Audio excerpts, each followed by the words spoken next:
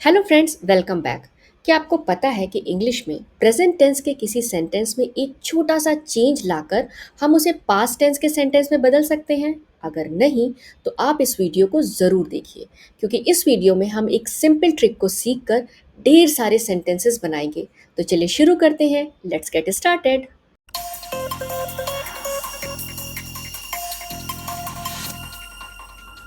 अब हम चलते हैं रवि की बर्थडे पार्टी में।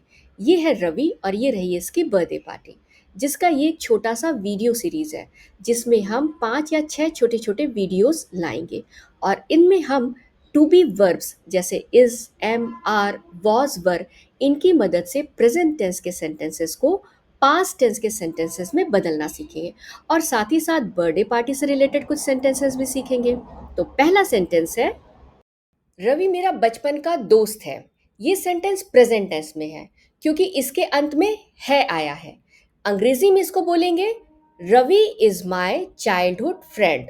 इस सेंटेंस में रवि सब्जेक्ट है, माय चाइल्डहुड फ्रेंड उसके बारे में इंफॉर्मेशन देने वाले शब्द हैं और इज एक लिंकिंग वर्ब है जो सब्जेक्ट को उसके इंफॉर्मेशन से जोड़ता है, लिंक का काम करता है। इसका मतलब है जो वर्तमान में यानी प्रेजेंट में रवि के दोस्त होने की बात को बताता है। अब अगर इसी सेंटेंस को हमें पास्ट टेंस में बनाना है तो हम कहेंगे, रवि मेरा बचपन का दोस्त था। और इंग्लिश में से बोलेंगे, Ravi was my childhood friend.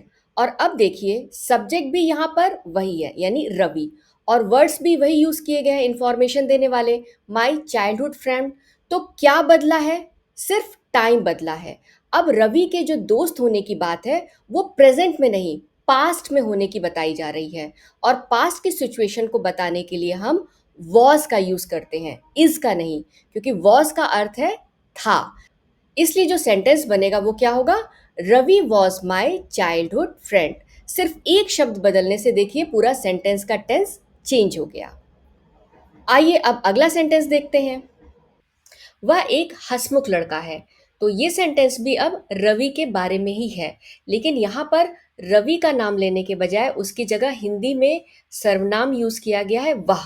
तो इंग्लिश में वह के लिए हम यूज करते हैं ही, लड़के के लिए या आदमी के लिए हम यूज करते हैं he is a cheerful boy.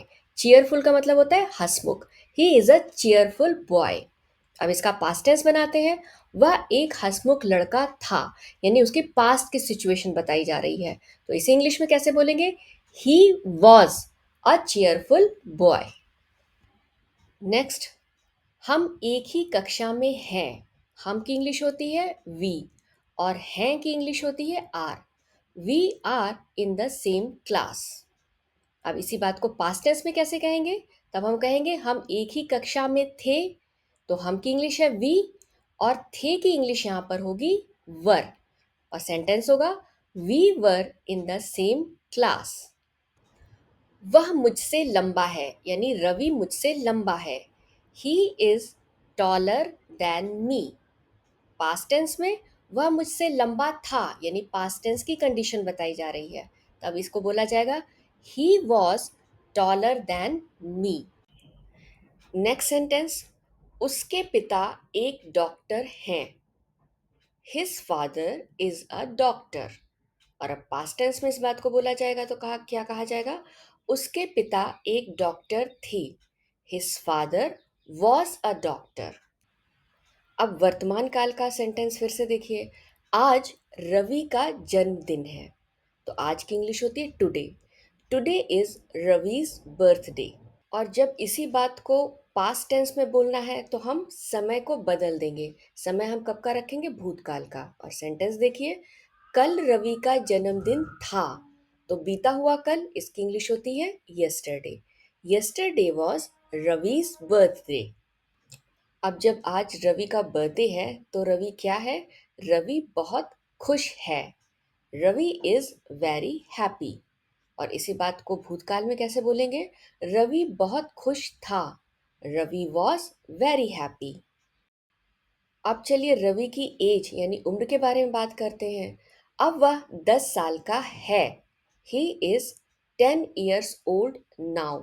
और अब पिछले साल की अगर बात बतानी हो कि पिछले साल वो कितने साल का था, पिछले साल वह 9 साल का था।